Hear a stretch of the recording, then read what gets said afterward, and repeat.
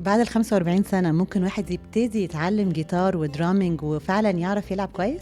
بعد ال75 كمان. طب احكي لنا ده بيعمل ايه في المخ؟ اول حاجه في خلايا عصبيه، الخلايا العصبيه دي بينها روابط بتبقى كتير قوي قوي واحنا صغيرين. كل ما بنتعلم حاجه في سن الطفوله بيزيدوا جدا، بالتالي بنتعلم اسرع بكتير جدا.